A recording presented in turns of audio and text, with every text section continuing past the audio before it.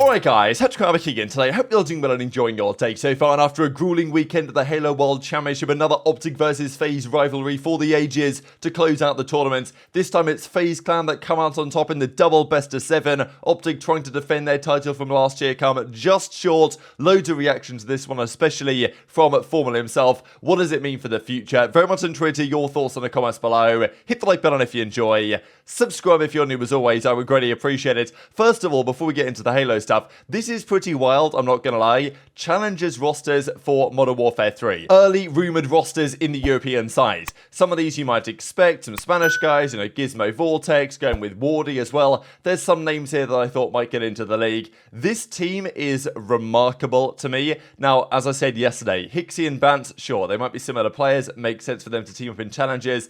It is also unfortunate that they're going to be in EU challenges. Same with Beans as well. Okay, maybe it's not unfortunate, but it's more challenging to get picked up to NA. It's actually very difficult indeed to, you know, visas and other complications that happen if you're not starting the season working in North America. It's really challenging for teams to actually sign you. So, you know, Bants, it's very unfortunate here. I don't really know what Ravens are playing at. Okay, sure, maybe they could have brought back a couple of their guys, and we'll mention Nasty here in a second. Vegas, I guess they're gonna, I don't know what they're doing to be honest, but their team apparently isn't that good. And then Gorillas, we really have no idea. But yeah, Bants, him not getting signed to a starting team is kind of crazy. Beans, I think, was actually very underrated.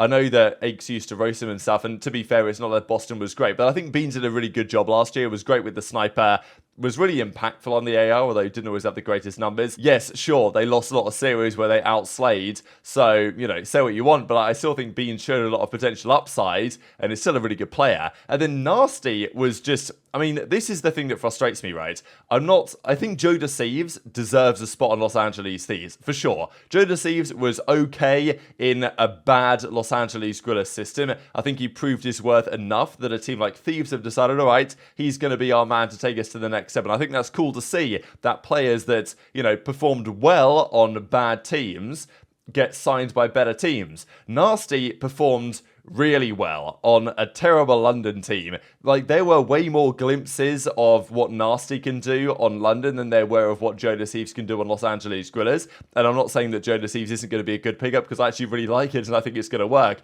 But I just find it crazy, it's almost criminal really, how Nasty's had the season he's had. I just did my top 20 player rankings list for the Breaking Point top 20, and I had Nasty maybe 20th or right around that 20th ballpark, because I think he certainly earned it on the way that he performed last year. But apparently the CDL teams don't agree, and he's back to challenges in Europe. So, yeah, that is crazy, genuinely crazy to me that Nasty hasn't got an offer somewhere. But what can you do? It's going to be difficult for those guys. But then again, as we've said before, we'll continue to say again, the league probably looks very different in the near future. And that actually could be to do with this man. So this is Phil Spencer, who was actually spotted at, well, here with Jake Lucky, at the Halo World Championship yesterday. Now, obviously, look, we don't know if this guy, Phil Spencer, head of, like, Xbox, basically gaming at Microsoft, is going to do great things for the esports space and for Call of Duty and everything and for Halo, or whether that's not going to be the case. But it's still pretty cool to see. This guy has been doing quite a lot lately. There's been big acquisition going on behind the scenes, but he still found the time to come to Seattle to watch the Halo World Championship, which is,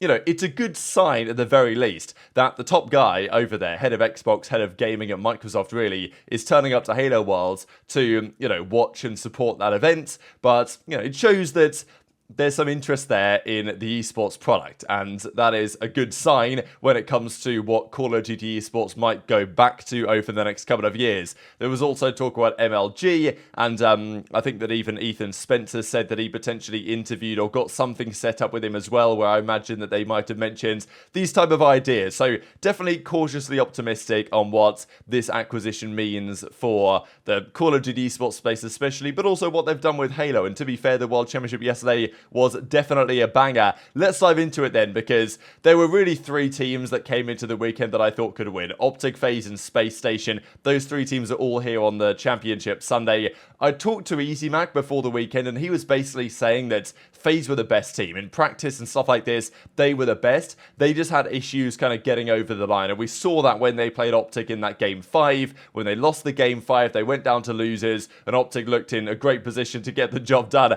And OpTic go down 2-0 here to Spacestation, and then they complete a crazy reverse sweep to make the grand finals. And this was just such a classic kind of moment here, really, where they go down 2-0, they bring it back 2-2, and then it's a Game 5 slayer. FormaL starts off Game 5 like 6-7-0, and it's just like such a classic FormaL moment when they needed to ice up, and that's exactly what happens. So yeah, it was a crazy series against Spacestation, one of the other potential winners of the tournament, that went up 2-0 early on, but then that Game 5 slayer comes back in OpTic's way again, and they made the finals. And then, of course, they had to think, okay, who they're going to play. Making the finals in Halo, and FormaL's pointing across the stage and letting them know they choked, all this type of stuff. One series away at this point, OpTic were from going back-to-back. And I just wanted to kind of dive into how much of a crazy accomplishment it even was to get back to the finals in the first place. It's super rare in really any esport. I mean, especially in the Call of Duty world, there's never been an organization that's won 2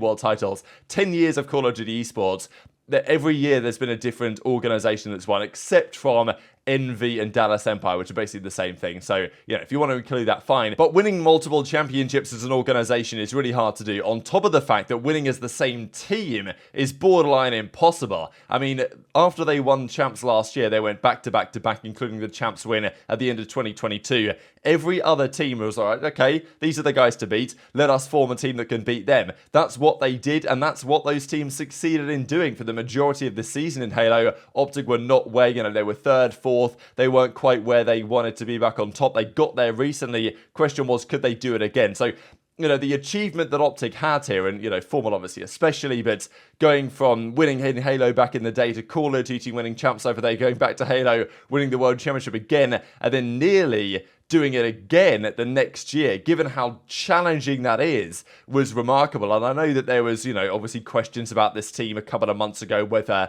changes were necessary internally, was there any friction going on there, but they put anything that was going on behind them to get to another World Championship Grand Final. Of course, in the World Championship Grand Final in Halo, it's beneficial to come from winners, because you have to lose 2 series if you want to lose. I will say, one thing that I hope they don't do in the Call of Duty side is copy the schedules that they use in Halo, because I know this was West Coast in Seattle, so it was going to be a late one, but this championship finished UK time at 4:30 in the morning, which is, it's definitely, we have seen before COD events finish that late, but it's not ideal for audiences in Europe. The CDL schedule is actually usually way more favorable, and it never typically goes that late. So yeah, I do kind of hope that in the near future, whatever happens to the CDL or whatever, they keep the current schedule, because at least as far as I'm concerned, I'm obviously going to be biased here, right? But I think the current daily schedule on the CDL is actually one of the things that they have got right in that league, and Halo always seems to be going on until, way too late for me to stay up, to be honest. So anyway, the grand finals was against FaZe, and FaZe dispatched of Sentinels, and then they dispatched of Spacestation 3-0. And that is a scary sign. And as I say, FaZe, as far as I'm concerned, were basically the best team here. But there was a question whether they could really deliver on that potential. Frosty as well, got to give massive credit to this guy. Now, of course, Frosty isn't really considered to be a COD pro in the same way that FormaL is. Yes, Frosty came to COD and did great things, especially during Black Ops 4 and then during that Modern Warfare season, but most people consider him to really be a Halo guy, right? Because he came from Halo, came to COD for a little bit while Halo was dead, and then went back to Halo straight away. So, whereas FormaL was in COD for a bit longer and is, won more championships in COD than Halo, you guys know how it goes. But still, Frosty was a phenomenal player in COD, and I was kind of mind-blown they didn't bring him back, right? Because after the Modern Warfare 19 season, after doing great things for that Mutineers team, they basically dropped Frosty, and he had to decide, well, what am I going to do? I guess I'll just go back to Sentinels Halo, which is what he did. Now he's on FaZe. The Grand Finals begins, and it was a remarkable start to the finals, because OpTic went up 2-0. Typically, the team coming from losers might have a little bit of energy, coming through, starting in losers, just having won a series, bit of momentum in their favour. Not the case here, though. OpTic come out swinging, they win the first 2 maps, but then FaZe start bringing it back here. They won the Aquarius CTF, they won the Live Fire Strongholds, And then they just went on an unbelievable tear for the rest of the series, winning every single map from here on out of the tournament, and just proved why, you know, they are the best Halo team in the world right now. OpTic had really no answer. The Strongholds was very similar to what we saw earlier on in the tournament, where OpTic got completely trounced. And then, yeah, the 50-49 Slayer was a bit of a dagger that pretty much ended the tournament. It doesn't matter, because OpTic just need to be getting that 1 kill for every push now. And they will be in that grand finals. They were down 2-0. I was wondering if they'd be a little bit dejected, whether they'd be a little bit slow. Yes, thrust here. They probably paid. 2 more kills, maybe. 38. 48 to 38. Yeah, that's 49 to 39. This is going to be OpTic Gaming in the finals of the World Championship. They were down 2-0, back against the wall, doesn't matter. 3 straight green wall, OpTic emote. Unbelievable. What'd you say? Didn't say a word. That is so fucking good for us, by the way. What an absolute pleasure that was. The losers has to win 2 best-of-7s. That's a burnout for sure. Boys, man. They wanted it bad. Trippy should be neutralized here. Should be. Taken down now. I don't even know if I can say. Obviously, we're not playing our best, but FaZe is dumb. Like every screen it goes to, they just look like they're playing so good. That's gonna be it, man. Congrats to FaZe. Congrats to FaZe. They played their hearts out. They came from losers bracket. They put this team together and eventually found a world championship.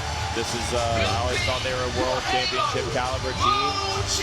They eventually pulled it off. We had a solid weekend. Can't win everything. Back-to-back world champs are hard to fucking do. Yeah. Not just for FaZe. Yep, GG's dominant showing on FaZe, 8 maps straight. Kind of hard to say anything about that. That's just fucking tough. I mean, holy shit, man. They played lights out.